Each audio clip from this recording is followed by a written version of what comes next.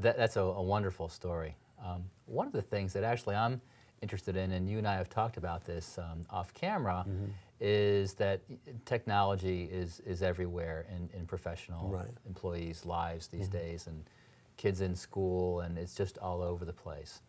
Regardless of the technology, what do you see as some of the classic knowledge, skills, abilities, competencies that people coming through a program such as Instructional Systems Development that will just never go out of style in your opinion? Okay.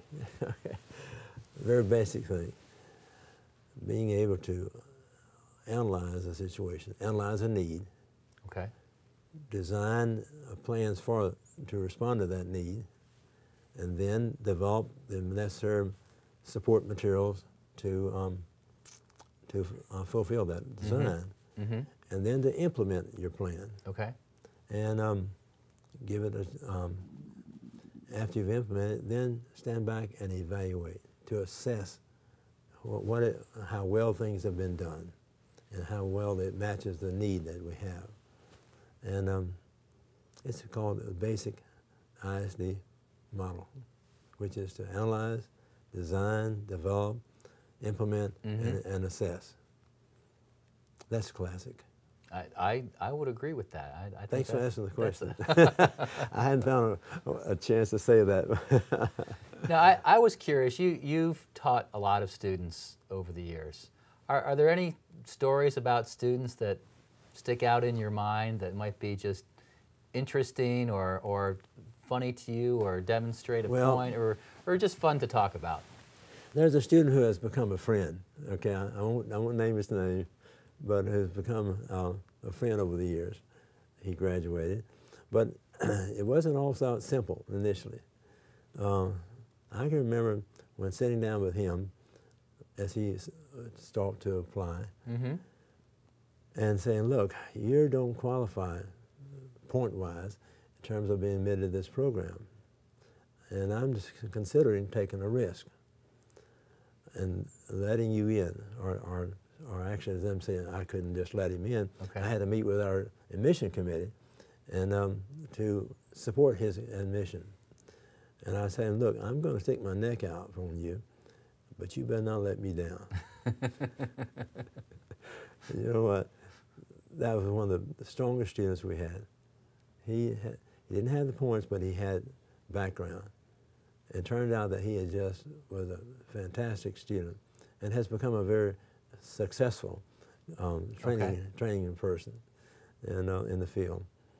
But anyway, that was a case where I stuck my neck out and it paid off. And it paid off. He performed. He produced. And he's still performing out there. He's had a number of leadership roles, and I just enjoy that.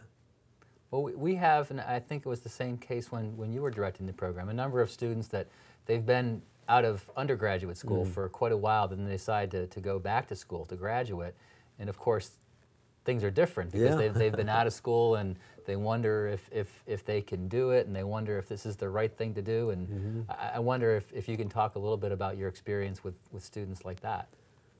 Well, I'm thinking about what is the right thing to do. I think that almost to the person, okay, as we counsel with them, we were able to get them to see that they had strengths that they could bring in here, and jointly with their strengths and what ISD had to offer to them, they had really a possibility of winning. And what their task was going to be was to work at winning, but you got to believe in yourself that you can do it. I'm just curious about, the future of this field. Do you, from your experience and your knowledge and from your reading and working with people in the field and so forth, where do you see professionals in this field going? Where do you see the field going in terms of, what's next? This is almost an unfair question to ask you, but I would like to hear your opinions about, where you see all this going, particularly with a very, uncertain business environment right now with our economy the way it is. Well, let me put it this way. Let's go back just a little bit. As I understood it at the time, when I was just beginning to enter the field, there was the training field was an industry in itself at the level of some $50 billion amazing how much money was being spent at the time, because people back then were concerned about performance, and performance affects their how to put it, their profit line. Okay. And so I think that effort is still there. Okay, desire to improve performance. Okay.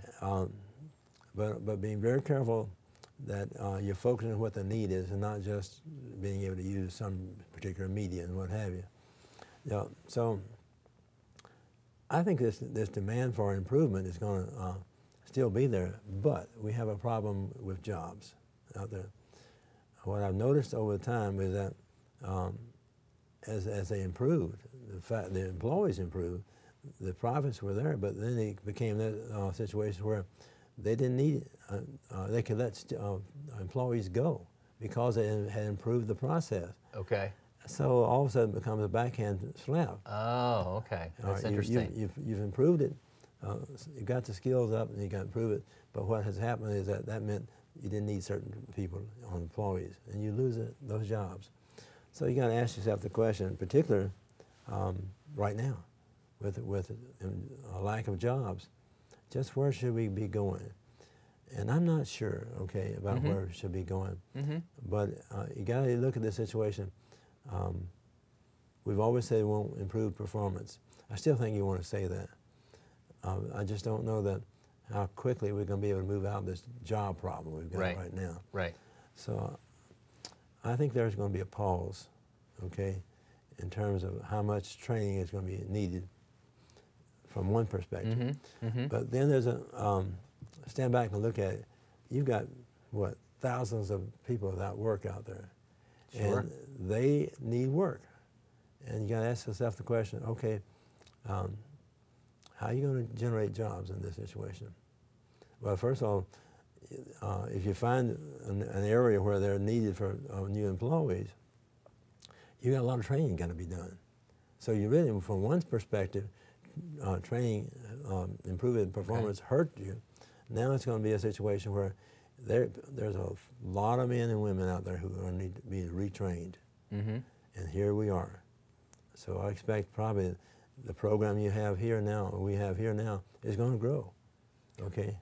Well, I hope so, and I think built on the work that you've done, I think that the model that you've laid out is a classic model, because regardless of what jobs out there, and there will be, you know, I'm sure my kids might work in jobs in the future that don't even exist now. Just like if I teach an online course, that really didn't exist as such, you know, 10, 20 years ago. So, you know, who knows what job opportunities are going to be out there, but if you provide them with some of the classic knowledge, skills, abilities, competencies through the model and the process that you developed here, I would say they would be well prepared.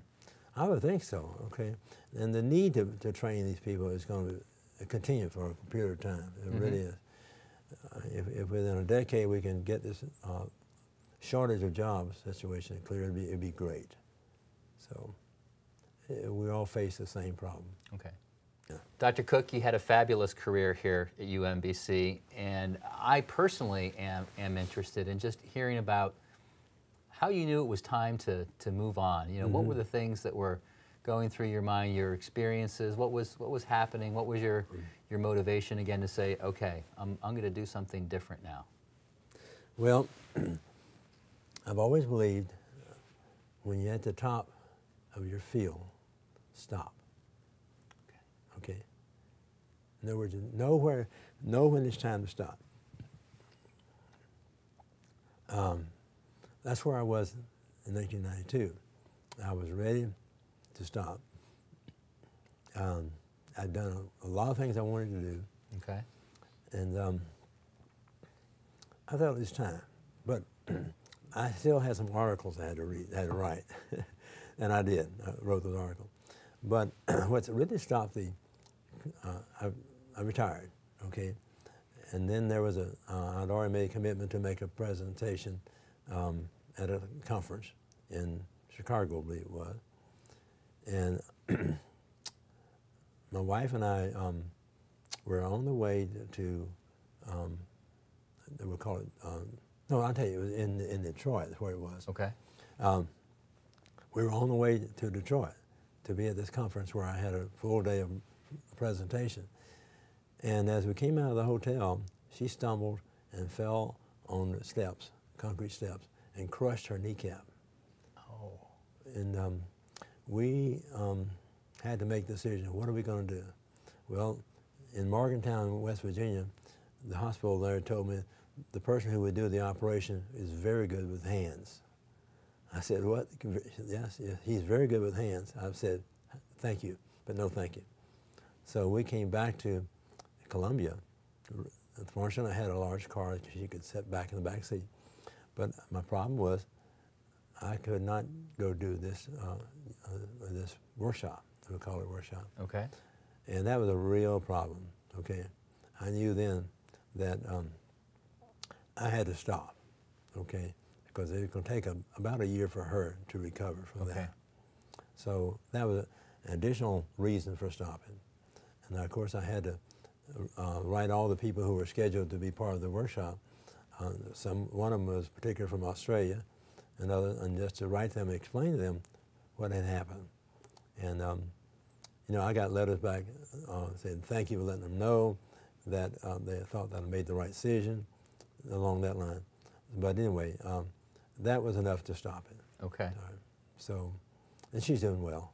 She's doing well. The knee healed well. Okay. Well, that's good to hear. But anyway,